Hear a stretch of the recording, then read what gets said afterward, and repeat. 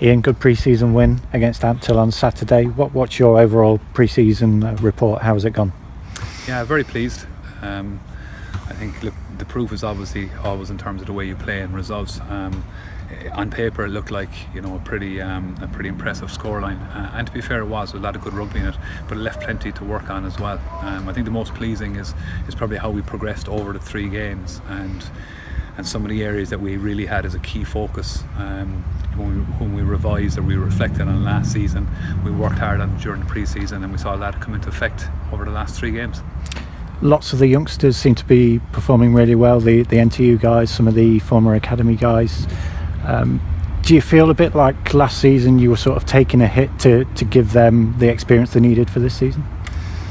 I think originally when you looked at it and you looked at the amount of experience that was taken from the squad at the start of last season, it was very much going to be at least a 2 to 3 year project. We took a little bit of pain last year. We looked at how we developed leadership, how we developed ownership within the group, and got them to think for themselves and solve problems and make good decisions on the pitch, learn how to manage the game. I suppose understand the game a lot more, and that's a little bit more of a medium to long term view of the game, but we feel that they'll progress better as rugby players and we'll get a better reward for that.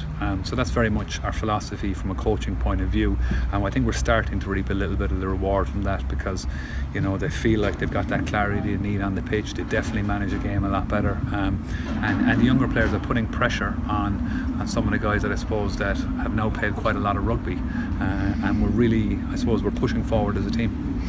And what are you doing in training this week? Just fine-tuning a few areas then?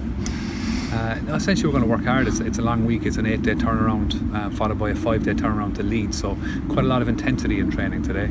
Today was our attack day. We have a defence day tomorrow, and then we have the opportunity to pull the lot together again on Friday. At the moment today, the focus is really on us. Tomorrow we'll have a look at Rotherham and have a look at what challenge they pose. But essentially, we're looking for a sharp week. We've reduced training time by a little bit. When you reduce training time, we want to bump up intensity. And just a little bit more clarity, but essentially it's going to be a physical, intense week still. And as you mentioned, Rotherham on Sunday, supporters coach going again.